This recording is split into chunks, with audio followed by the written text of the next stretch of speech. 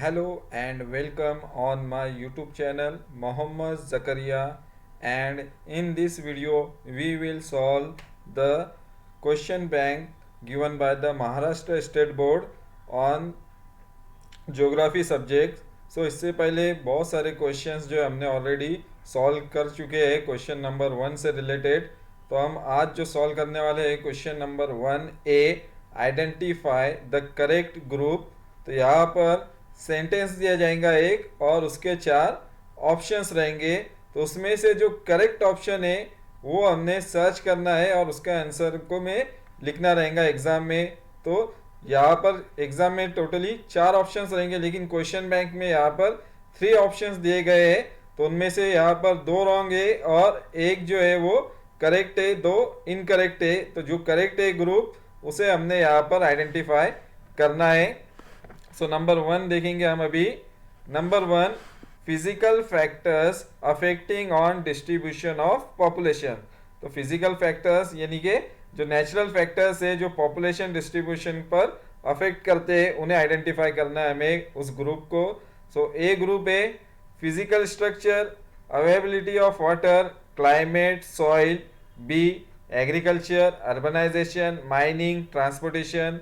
सी transportation, climate, agriculture, government policy. तो ये जो फीचर्स है यहाँ पर जो फैक्टर्स है इसमें से ए फैक्टर ये हमारा करेक्ट ग्रुप है, physical structure, availability of water, climate and soil. और नीचे के दोनों ग्रुप से ये ह्यूमन फैक्टर्स के हैं, तो इसलिए हमारा आंसर है A. Then number 2, human factors affecting on the distribution of population. तो यहाँ पर हमें ह्यूमन फैक्टर्स का जो करेक्ट ग्रुप है उसे आइडेंटिफाई करना है। तो यहाँ ए ऑप्शन है physical settings, water, climate, soil. B agriculture, urbanisation, mining, transportation. C transportation, climate, agriculture and government policy. तो अगर हम ए देखे ग्रुप तो यहाँ पर फिजिकल फैक्टर से तो ये इनकरेक्ट ग्रुप है। सी देखे तो यहाँ पर ट्रांसपोर्टेशन, एग्रीकल्चर, गवर्नमेंट पॉलिसी ये ह्यूमन फैक्टर है, बट यहाँ पर क्लाइमेट आ गया बीच में, ये फिजिकल फैक्टर्स है। तो सी ग्रुप भी ये इनकरेक्ट है, तो बचा है बी। तो ये हमारा करेक्ट आंसर है agriculture, urbanisation, mining and transportation. And number 3, social factors affecting on distribution of population. तो यहाँ पर हमें सोशल फैक्टर्स का ग्रुप को आइडेंटिफाई करना है जो पॉपुलेशन की डिस्ट्रीब्यूशन को अफेक्ट करता है। ए ग्रुप है physical settings, water, climate, soil. B agriculture, urbanisation, mining, transportation.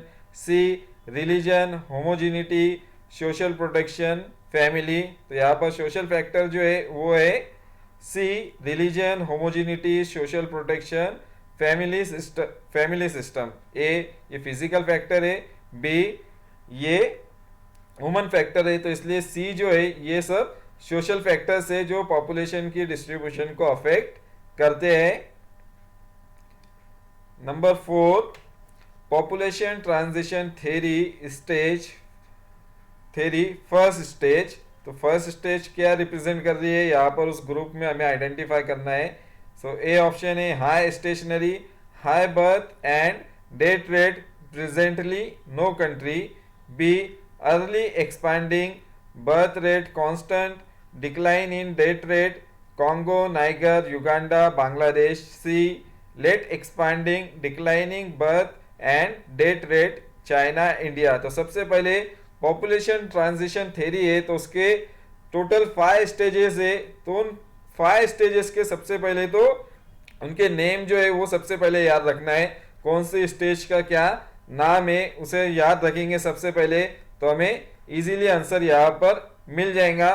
तो जो फर्स्ट स्टेज है उसे कहा जाता है हाई स्टेशनरी है, तो जिसमें हाई बर्थ रेट है और हाई डेथ रेट होता है फर्स्ट स्टेज के अंदर पॉपुलेशन ट्रांजिशन थ्योरी के इसमें। और प्रेजेंटली कोई भी कंट्री जो है पॉपुलेशन ट्रांजिशन थ्योरी के फर्स्ट स्टेज में आज मौजूद नहीं है। तो ए जो आंसर है high stationary, high birth rate, high death rate, presently no country in the stage 1 of population transition theory. Number 5, population transition theory second stage. तो सेकंड स्टेज मैंने जैसे पहले बताया, सबसे पहले तो स्टेजेस के टोटल 5 स्टेजेस के नाम याद कर लेना है. तो ए ऑप्शन यहाँ पर high stationary, high birth and death rate, presently no country. B early expanding birth rate constant, decline in death rate, Congo, Niger, Uganda, Bangladesh. C late expanding declining birth rate and death rate, China, India. तो यहाँ पर second stage जो है ये already ये answer नहीं हमारा A option, क्योंकि ये फर्स्ट स्टेज का ऑप्शन है. देन जो सी ऑप्शन है ये भी हमारा आंसर नहीं है, क्योंकि ये स्टेज 3 है. तो जो हमारा आंसर है वो है B early expanding. Second stage को कहा जाता है अर्ली एक्सपांडिंग, जिसमें बर्थ रेट कांस्टेंट रहती है बट जो डेथ रेट है वो डिक्लाइन होने लगती है, यानी कि डेथ रेट कम हो जाती है. और उसके जो एग्जाम्पल है प्रेजेंटली वो है Congo, Niger and Uganda and Bangladesh, जो पॉपुलेशन ट्रांजिशन थ्योरी के सेकंड स्टेज में अभी मौजूद है.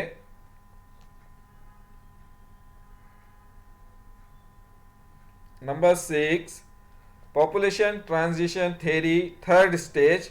तो पॉपुलेशन ट्रांजिशन थ्योरी की जो थर्ड स्टेज है उसके क्या कैरेक्टरिस्टिक्स है, क्या फीचर्स है, वो हमें आइडेंटिफाई करना है. यहाँ पर ए है high stationary, high birth and death rate, presently no country. B early expanding birth rate constant, decline in death rate, Congo, Niger, Uganda, Bangladesh. C late expanding declining birth rate and death rate, China, India. तो our answer जो है इसका वो है सी late expanding. इसे कहा जाता है थर्ड स्टेज को, जिसमें बर्थ रेट जो है वो डिक्लाइन हो जाती है और डेथ रेट भी डिक्लाइन होती है, दोनों में रिड्यूस हो जाती है birth rate and death rate. तो उसके जो प्रेजेंटली एग्जांपल है थर्ड स्टेज के कंट्रीज वो है चाइना और इंडिया, जहाँ पर बहुत ज़्यादा पॉपुलेशन पर कंट्रोल किया जा रहा है, बर्थ रेट कम किया हो रहा है और मेडिकल फैसिलिटी जो है बहुत ज़्यादा डेवलप होने की वजह से डेथ रेट भी जो है वो डिक्लाइन हुई है. तो इस तरह से सी जो है लेट एक्सपेंडिंग ये थर्ड स्टेज है. Then number 7, low population transition theory fourth stage. तो यहाँ पर फोर्थ स्टेज जो है पॉपुलेशन ट्रांजिशन थ्योरी की उसे आइडेंटिफाई करना है. उसके ऑप्शन है A shows less change, death rate is high then birth rate, USA. B early expanding birth rate constant, decline in death rate, Congo, Niger, Uganda, Bangladesh. C late expanding declining birth and death rate, China, India. तो जो B option है ये stage 2 का है. Then C option है ये stage 3 का है. तो हमारा जो आंसर हो गया वो हो गया ए. तो यहाँ पर उस स्टेज का जो नेम है वो मेंशन नहीं किया गया है, तो इस स्टेज को कहा जाता है फर्स्ट स्टेज को लो स्टेशनरी स्टेज. तो जिसमें डेथ रेट जो है वो ज्यादा रहता है बर्थ रेट के मुकाबले में. तो इसका जो एग्जांपल है प्रेजेंटली वो है यूएसए.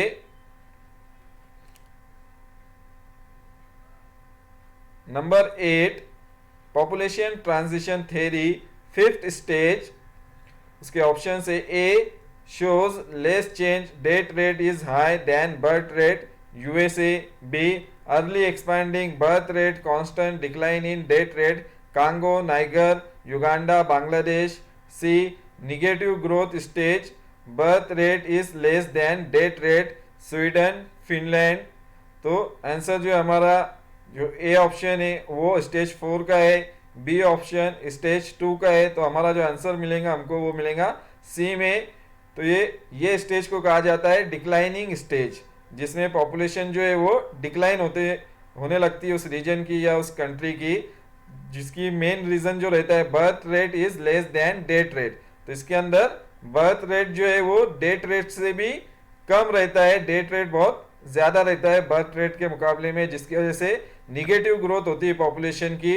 तो उसके जो प्रेजेंटली एग्जाम्पल है उस कंट्री के वो है फिनलैंड एंड स्वीडन. तो इसे डिक्लाइनिंग स्टेज कहा जाता है पॉपुलेशन ट्रांजिशन थ्योरी की फिफ्थ स्टेज को.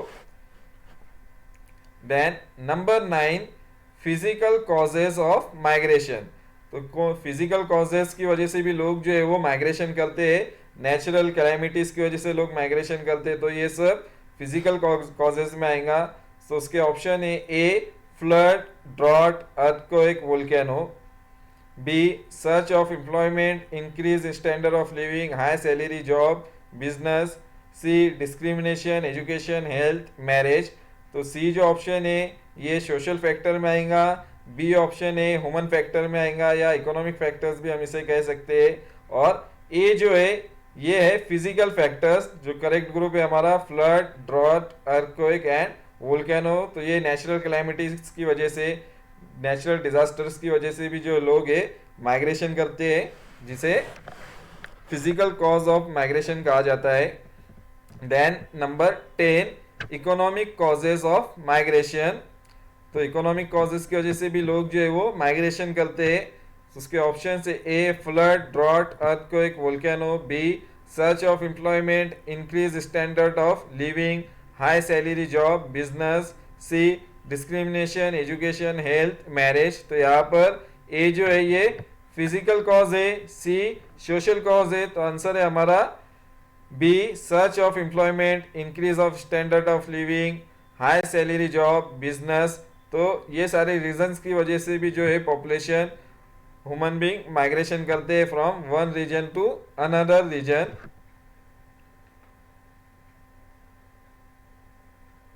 And number 11 social causes of migration.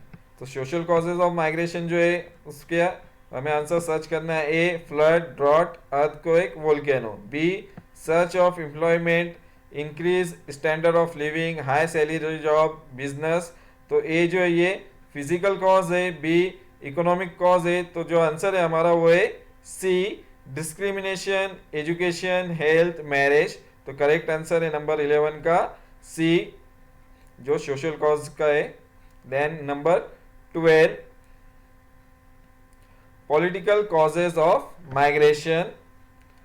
So A जो है यहाँ पर ऑप्शन है flood, drought, earthquake, volcano, B search of employment, increase standard of living, high salary job, business, C discrimination, education, health, marriage.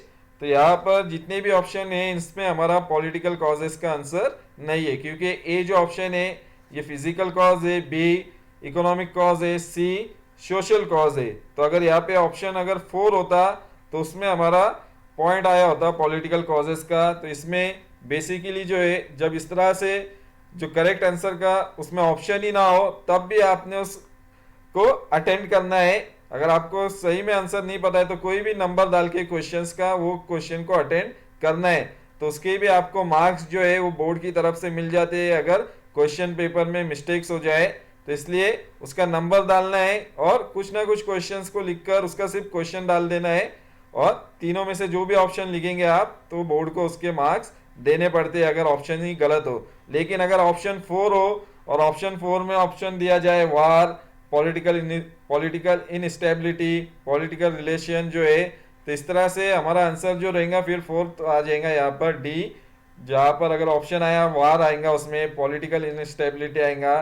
तो इस तरह से पॉलिटिकल कॉजेज की वजह से भी माइग्रेशन होती है। फॉर एग्जांपल अगर किसी रीजन में वार हो, कहीं जंग हो, तो भी वहाँ के लोग माइग्रेशन करके किसी दूसरे रीजन में जाते हैं, या फिर पॉलिटिकल इनस्टेबिलिटी हो वहाँ पर पीस ना हो, बहुत ज़्यादा इनस्टेबल वहाँ पर अगर वहाँ की पॉलिटिकल सिस्टम हो, तब भी वहाँ से लोग माइग्रेशन करके दूसरे एरिया में जाते हैं।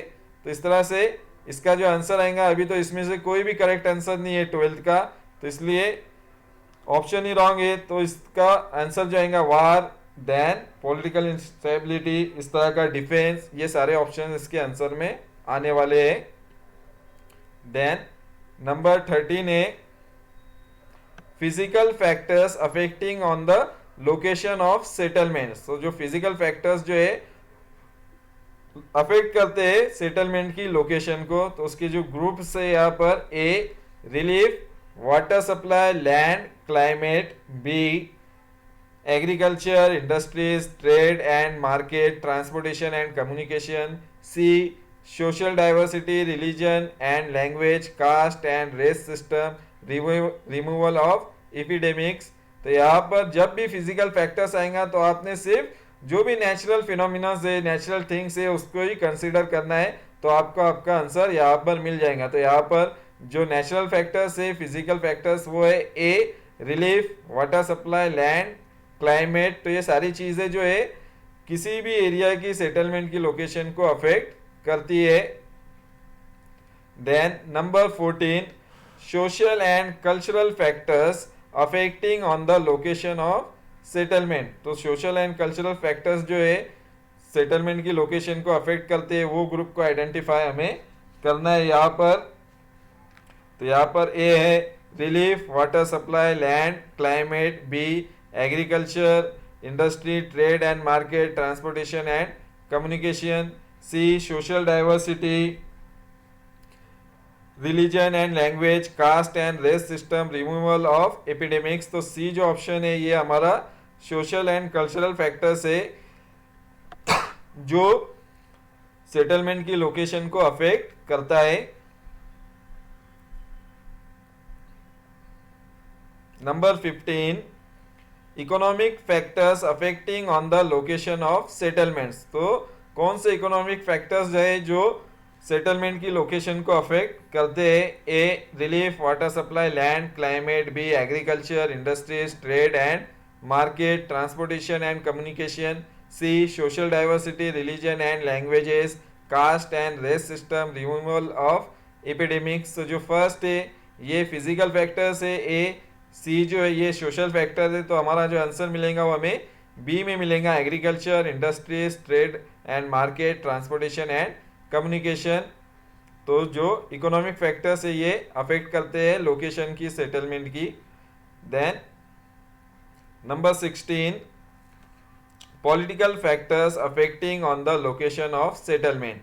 तो कौन से पॉलिटिकल फैक्टर्स सेटलमेंट की लोकेशन को अफेक्ट करते हैं? उसमें है A group relief, water supply, land, climate. B wars, defence, political tension, political policy. C social diversity, religion and languages, caste and race system, removal of epidemics. तो यहाँ पर ए जो है फिजिकल फैक्टर है, सी सोशल फैक्टर्स है, और जो B है ये पॉलिटिकल फैक्टर्स है, war, defence, political tension, political policy जो है ये सेटलमेंट की लोकेशन को अफेक्ट करती है।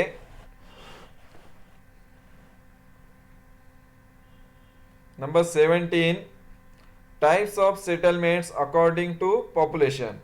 तो यहाँ पर टाइप्स ऑफ सेटलमेंट को हमें आइडेंटिफाई करना है अकॉर्डिंग टू सेटलमेंट। तो सेटलमेंट को जो है अलग अलग तरीकों से उसे कैटेगराइज किया गया है, क्लासिफिकेशन अलग अलग उसके मेथड से किया गया है according to their population, then pattern, then function. इस तरह से सेटलमेंट्स की अलग अलग टाइप्स है। तो यहाँ पर हमें पॉपुलेशन के अकॉर्डिंग जो टाइप्स है सेटलमेंट की उसे आइडेंटिफाई करना है। तो ए ऑप्शन है उसका town, city, metropolitan city, mega city. B linear settlements, rectangular settlements, circular settlements, triangular settlements. C administrative, religious, tourism, transportation। तो यहाँ पर अगर हम देखें अकॉर्डिंग टू पॉपुलेशन तो ए जो ऑप्शन है हमारा ये करेक्ट ग्रुप है, town, city, metropolitan city and mega city.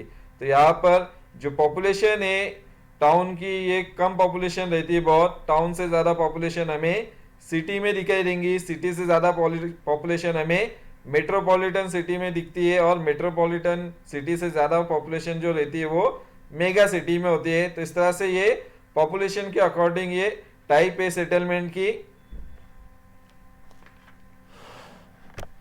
Then number 18, types of settlement according to function. तो यहाँ पर हमें जो वहाँ पर मेन फंक्शंस परफॉर्म किया जाता है सेटलमेंट के अंदर उसके अकॉर्डिंग हमें सेटलमेंट को आइडेंटिफाई करना है। ए ऑप्शन है town, city, metropolitan city, mega city. B linear settlement, rectangular settlement, circular settlement, triangular settlement. C administrative, religious, tourism and transportation. तो यहाँ पर जो करेक्ट आंसर है अकॉर्डिंग टू फंक्शन तो ये है सी एडमिनिस्ट्रेटिव फंक्शन रहता है किसी एरिया का, रिलीजियस फंक्शंस रहता है, रिलीजियस वहाँ का रीजन रहता है, रिलीजियस प्लेस रहता है। देन टूरिज्म वहाँ का मेन फंक्शन रहता है, for example hill station, coastal region हो। देन ट्रांसपोर्टेशन, तो किसी एरिया में बहुत ज़्यादा ट्रांसपोर्टेशन जो है नेटवर्क बहुत वेल डेवलप रहता है, तो इस तरह से इसका मेन फंक्शन रहता है उस सेटलमेंट का। तो इसके अकॉर्डिंग इसे अकॉर्डिंग टू फंक्शन कहा जाता है इस तरह की सेटलमेंट को। Number 19, types of settlements according to pattern. तो अलग अलग पैटर्न्स की सेटलमेंट यहाँ पर बनाई देती है, उनके अलग अलग शेप होते हैं। तो यहाँ पर उसे आइडेंटिफाई करना है। ए है town, city, metropolitan city, mega city. B linear settlement, rectangular settlement, circular settlement, triangular settlement. C administrative, religious, tourism, transport. तो ए जो है ये अकॉर्डिंग टू पॉपुलेशन है, बी जो है अकॉर्डिंग टू फंक्शन है, सॉरी सी जो है अकॉर्डिंग टू फंक्शन है। तो हमारा जो आंसर है अकॉर्डिंग टू पैटर्न वो है B linear settlement, rectangular settlement, circular settlement, triangular settlement. इस तरह से अलग अलग उनके सेटलमेंट के पैटर्न्स रहते हैं, तो इसे अकॉर्डिंग टू पैटर्न कहा जाता है settlement. Then number 20, classification of urban land use.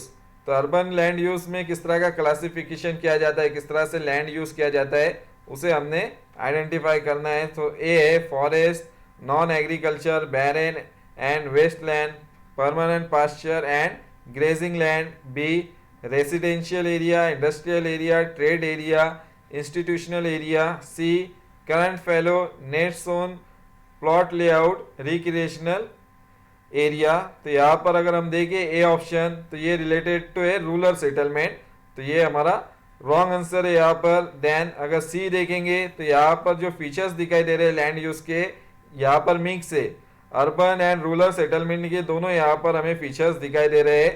तो ये भी हमारा जो ग्रुप है वो भी रॉन्ग ग्रुप है, इनकरेक्ट ग्रुप है। तो यहाँ पर बी जो ग्रुप है, रेसिडेंशियल एरिया रहते हैं अर्बन एरियाज में, इंडस्ट्रियल रीजन रहते हैं, देन ट्रेड एरिया रहते हैं, वहाँ पर शॉपिंग मॉल रहते हैं, कॉम्प्लेक्स, कमर्शियल कॉम्प्लेक्स रहते हैं, देन इंस्टीट्यूशनल एरिया रहते हैं, यूनिवर्सिटीज, कॉलेज, एजुकेशनल हब रहते हैं इस तरह के। तो इंस्टीट्यूशनल एरिया भी यहाँ पर रहते हैं। तो ये बी ऑप्शन जो है ये करेक्ट ग्रुप है। Then number 21, classification of rural land use. तो यहाँ पर जो रूरल लैंड यूज किया जाता है रूरल एरिया की जमीन का किस तरह से, वो हमें आइडेंटिफाई करना है। सो ए ऑप्शन है forest, non agriculture, barren and waste land, permanent pasture and grazing land. B residential area, industrial area, trade area, institutional area. C current fallow, net area zone, plot layout, recreational area. So जो B option है ये incorrect है क्योंकि ये urban land use में आता है। सी जो है ये भी इनकरेक्ट है क्योंकि दोनों भी मिक्स लैंड यूज दिए गए यहाँ पर, urban and rural.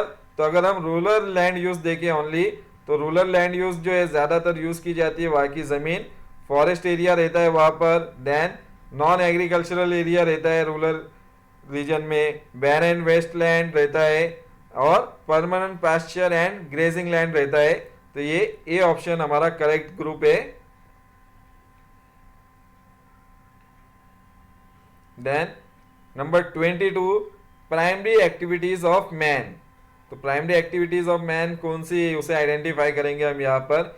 A hunting, fishery, lumbering, animal husbandry. B based on agriculture, based on marine production, based on minerals, based on forest. C trade, transportation, communication, other services. तो यहाँ पर जो main primary activities है वो है A correct answer है हमारा।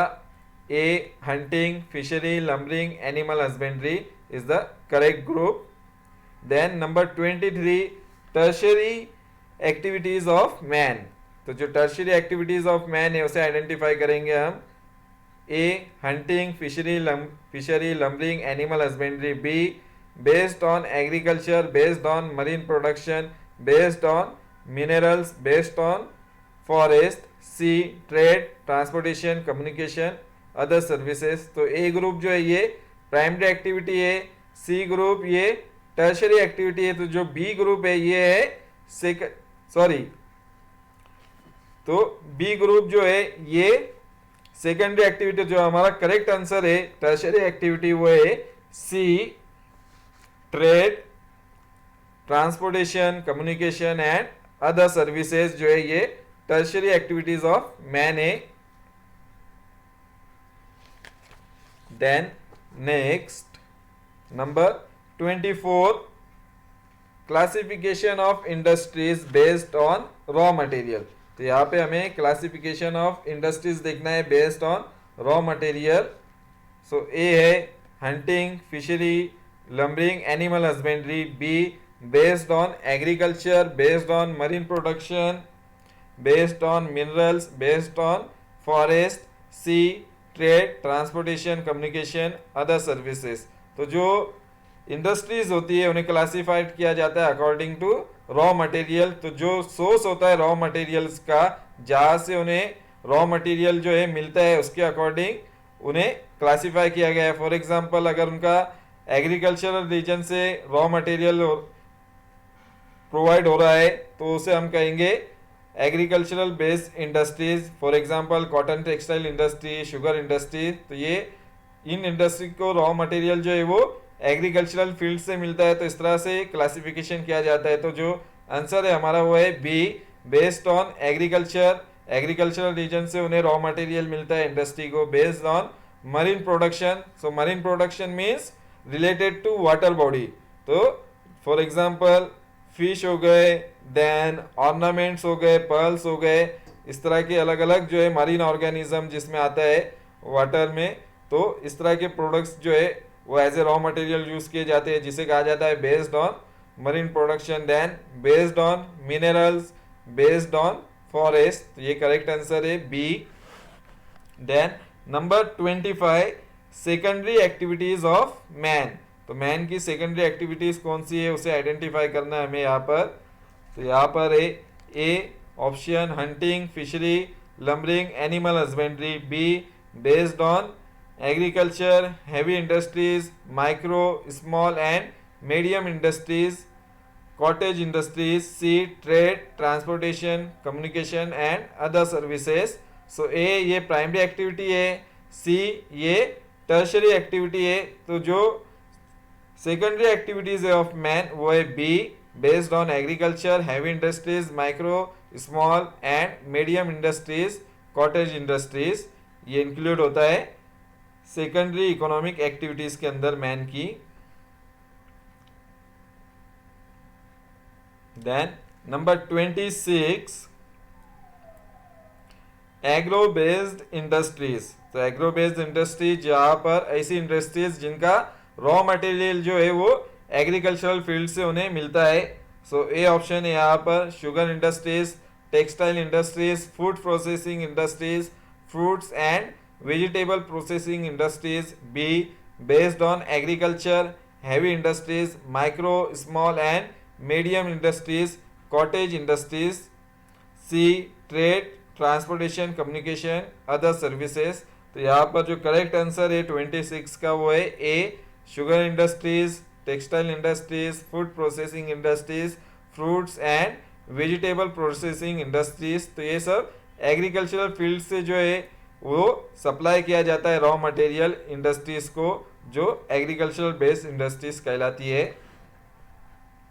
Then number 27, marine based industries. तो ये marine based industries related to water bodies. तो इसमें मरीन ऑर्गेनिज्म है, मरीन रिसोर्सेज इसमें होते हैं शामिल। तो ऐसी इंडस्ट्रीज जिनका रॉ मटेरियल जो है वो मरीन से आता है, यानी कि वाटर बॉडीज से उन्हें हासिल होता है। सो ए ऑप्शन है sugar industries, textile industries, food processing industries, fruits and vegetable processing industries. B processing and canning of fish, sea shells, ornamental objects, fish oil. C trade, transportation, communication, other services. तो यहाँ पर जो correct answer है वो है B, processing and canning of fish, sea shells, ornamental objects, for example jewelleries, जो भी pearls वगैरह रहते हैं। Then fish oil. तो ये सब हमें ओशियंस, वाटर बॉडी से हमें मिलता है, जो as a raw material use किया जाता है इंडस्ट्रीज में। ऐसी इंडस्ट्रीज को कहा जाता है marine based industries. Number 28, pastoral based industries. Pastoral based industries जो है उसे आइडेंटिफाई करेंगे हम। A sugar industries, textile industries, food processing industries, fruits and vegetable industry, vegetable processing industries. B processing and canning of fish, seashells, ornamental objects, fish oil. C meat processing, dairy processing, leather, bone horn। तो जो correct answer है वो है सी, पास्चोरल based industry जो है वो है meat processing industries है, dairy processing, leather and bone horn. इस तरह से ये एज ए रॉ मटेरियल जो है वो यूज कर किए जाते हैं पास्चोरल बेस्ड इंडस्ट्रीज के अंदर।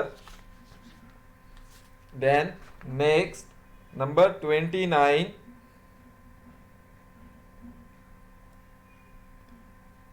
Factors affecting on the location of industries. तो यहाँ पर कौन से फैक्टर्स जो है इंडस्ट्रीज की लोकेशन को अफेक्ट करते हैं उसे आइडेंटिफाई करना है। ए land availability, supply of water and electricity, availability of raw material, climate. B labor, industries, trade and market, transportation. C proximity to market, capital, sales, split, location। तो जो correct answer है, जो factors affect करते हैं location को industries की, उसमें maximum आएगा यहाँ पर ए जो है land availability, supply of water and electricity, availability of raw material and climate. तो जहाँ पर ये सारे फैक्टर्स फेवरेबल रहेंगे ऐसे एरिया में हम इंडस्ट्रीज जो है वो डेवलप कर सकते हैं, वहाँ पर इंडस्ट्रीज जो है वहाँ पर हम उसे इस्टेब्लिश कर सकते हैं। अगर अवेलेबिलिटी ऑफ लैंड ना हो, अगर वाटर सप्लाई ना हो, वहाँ पर इलेक्ट्रिसिटी सप्लाई ना हो और रॉ मटेरियल वहाँ पर मौजूद ना हो और अनफेवरेबल क्लाइमेटिक कंडीशन हो, तो ऐसे रीजन के अंदर हम जो है ऐसी लोकेशन पर इंडस्ट्रीज को डेवलप या इस्टेब्लिश नहीं कर सकते। तो इसलिए हमारा जो आंसर है वो है ए। देन लास्ट क्वेश्चन है number 13, industries based on ownership. Ownership means उसकी मिल्कियत, उसका जो मालिक है वो कौन है, किसके अंडर में वो इंडस्ट्री रन होती है। तो इस तरह से इसके ऑप्शन है A sugar industries, textile industries, food processing industries, fruits and vegetable processing industries. B public sector, private sector, joint sector, cooperative sector. C meat processing, dairy processing, leather, bone, horn. तो जो ए option है ये agro based industries है और जो C option है ये पास्चोरल based industries है। जो करेक्ट आंसर है हमारा वो है बी।